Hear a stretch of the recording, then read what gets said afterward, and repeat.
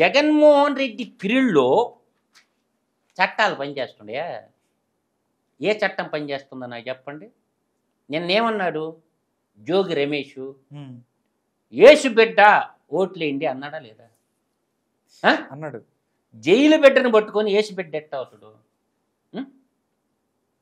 Jail bail మీద ఉన్నటువంటి వ్యక్తి యేసు బిడ్డ ఎట్ట అయిండు?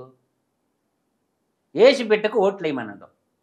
అసలు ఆ జోగి రమేష్కి ఇమ్మీడియట్గా ఏం చేయాలా? అరెస్ట్ వారెంట్ ఇష్యూ చేయాలి. అతను క్యాబినెట్లో మంత్రి.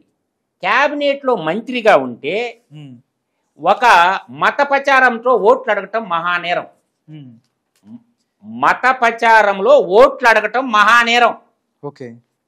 దాంట్లో IPC section 171C, 171F, 171C ఒకటి, 171F ఒకటి ఎన్నికల్లో మతపరమైన ప్రచారం చేయడం మహానేరం.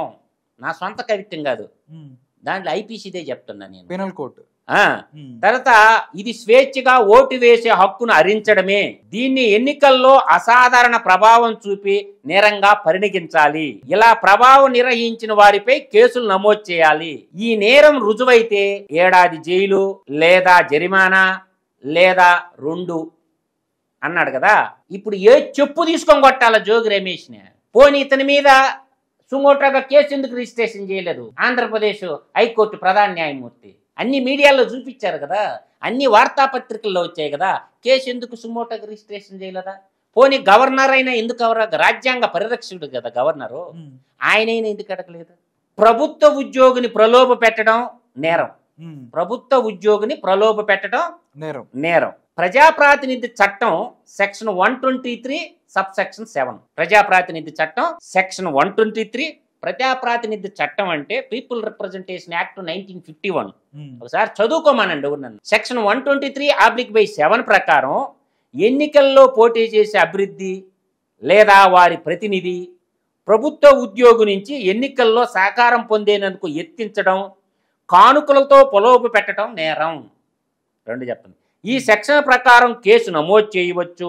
హైకోర్టులో పిటిషన్ దాఖలు చేసి ఈ అవినీతి కార్యకలాపాలని సవాల్ కూడా చేయొచ్చు. హైకోర్టులో ఎవరొకరు పిటిషన్ వేయచ్చు.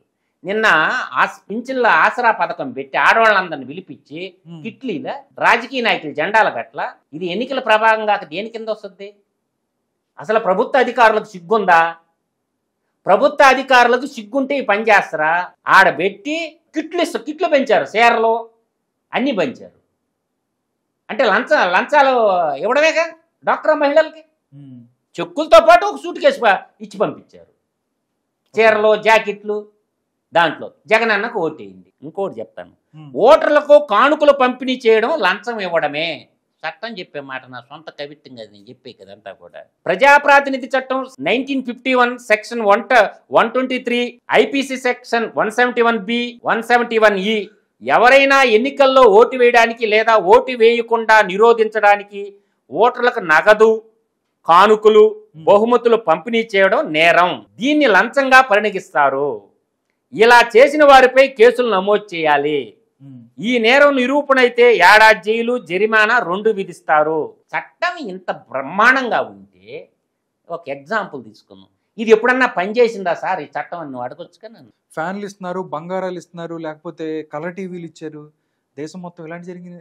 కానీ ఎప్పుడు దీని మీద తీసుకున్నట్టు ఎక్కడ చూడ. ఎగ్జాంపుల్ చెప్తా నీకు. 1995లో కలమట మోహన్ రావు అని, కలమట మోహన్ రావు, పాతపట్నం శ్రీకాకుళం జిల్లా, ఆయన శ్రీకృష్ణుడు బొమ్మ పెట్టుకొని ప్రచారం చేశాడు. ఆయన ఎన్నిక చెల్లదు అని చెప్పి అత్యున్నతమైన హైకోర్టు తీర్పు ఇచ్చింది. తర్వాత ఎలక్షన్ లో జెండా పైకి రాజు. అవునా? ఓకే. హైకోర్టు జడ్జిమెంట్ ఉందో చూసుకోండి.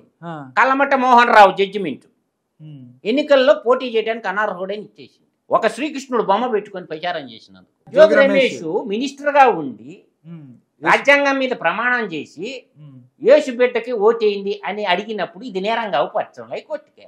కాబట్టి జోగి రమేష్ ఇప్పుడు ఎలక్షన్ లో పోటీ చేయకుండా అనర్హుడు చేయడానికి మనకి ఎవిడెన్స్ ఉందగా, హైకోర్టు ఇచ్చిన సెక్షన్ ఉందగా. ఎవరు ఒకరు పిల్లి వేయాలిగా ఆయన మీద, ఎవరు వేయాలా?